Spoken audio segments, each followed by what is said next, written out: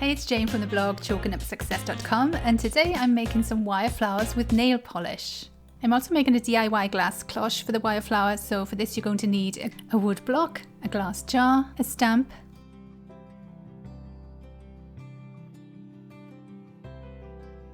some nail polish, craft wire or florist's wire, a stone, absorbent paper to protect your table,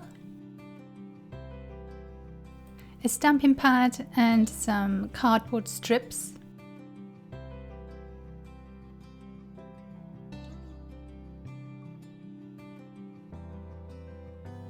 and a pair of scissors.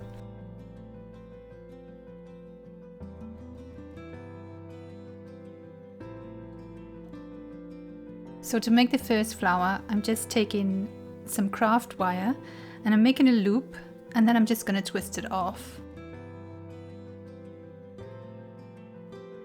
And then for the second loop, I'm making a loop, but instead of twisting it, I'm holding it tight with my thumb, and then I'm taking the long end of the wire up and through the middle of the two loops and down again.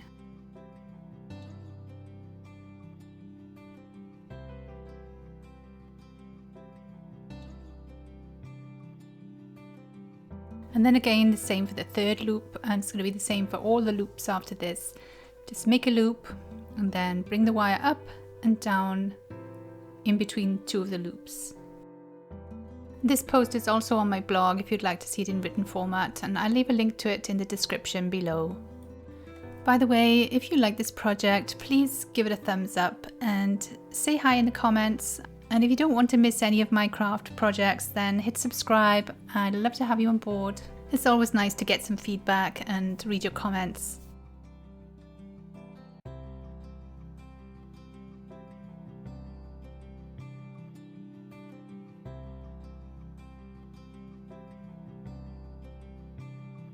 And now that all the 5 petals are made, I'm just going to twist the wire around and around so that it makes a stem.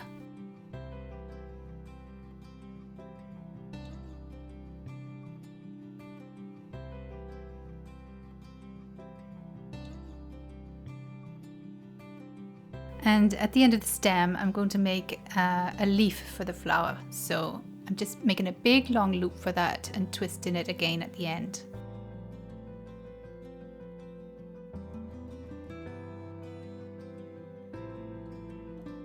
And there you can see what the flower looks like with the stem. Can you see that? I'm not sure if you can, but it's quite difficult to see, I know, even against the background of the wood, because the wire is so thin. I just twisted off a little bit more at the bottom, and then this wire flower is done.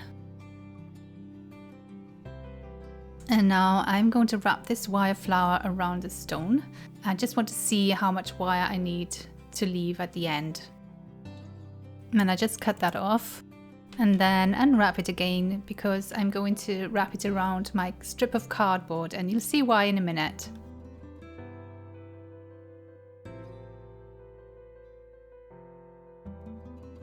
Now I've got all my wire flowers wrapped around this strip of cardboard, and I've made sure that the flowers are really straight as possible, so they're all facing upwards. And now I'm going to take my nail polish and start to paint the petals. And this can be a bit tricky, but basically what I'm doing is just dragging the brush along the flower petal. And then what happens is the nail polish fills in the loop of the flower petal.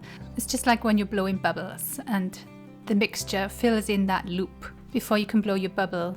So you can see here this is not working at all, and that's because the petal is probably too wide.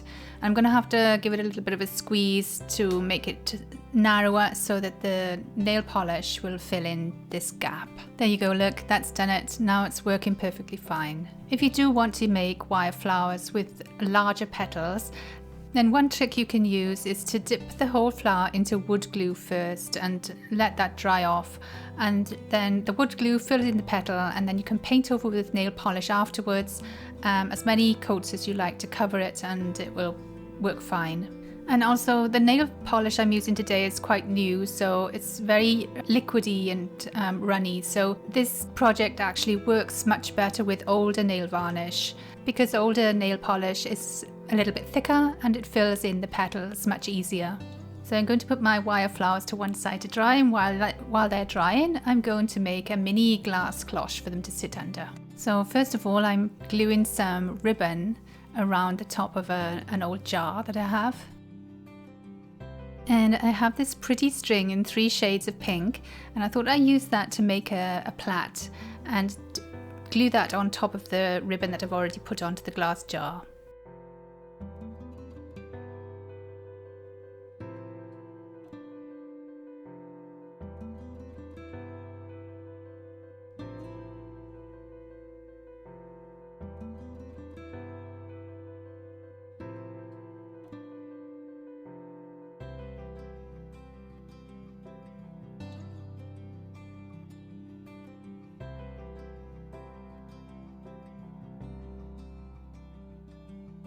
And then once I've got it long enough, I just tie it off into a knot and cut the ends.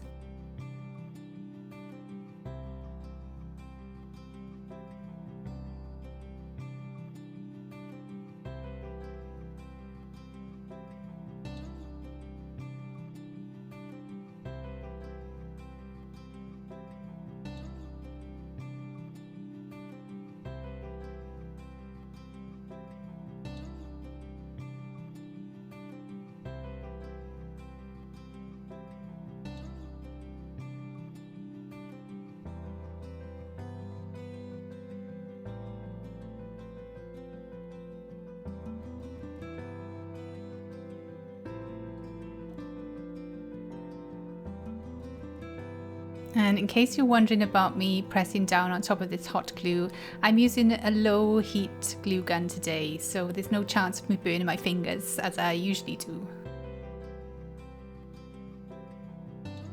So that's the top of the cloche jar finished, and now it's time to gather the flowers together and to make a mini bouquet.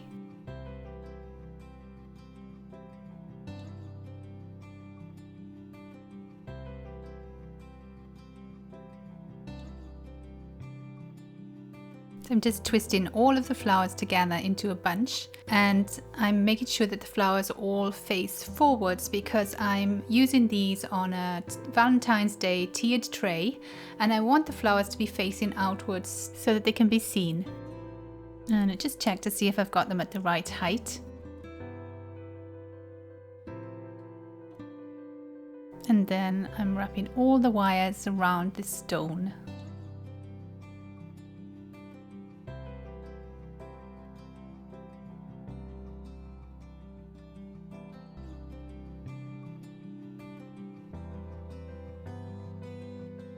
And then I'm just going to place this stone on top of one of my small wood blocks and pop the glass on top, and that's my mini cloche all done.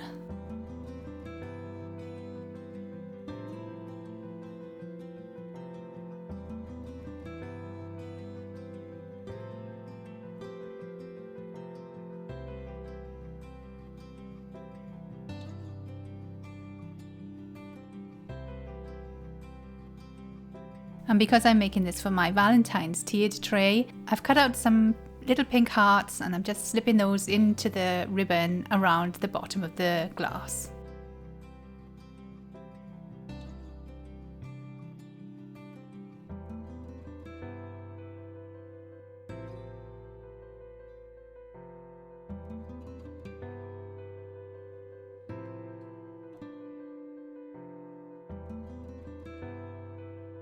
And this is how the wire flowers look when they're all finished. And here they are on my tiered tray. And that's it from me at Chalking Up Success this week. I hope you enjoyed learning how to make wire flowers, and I'll see you next time.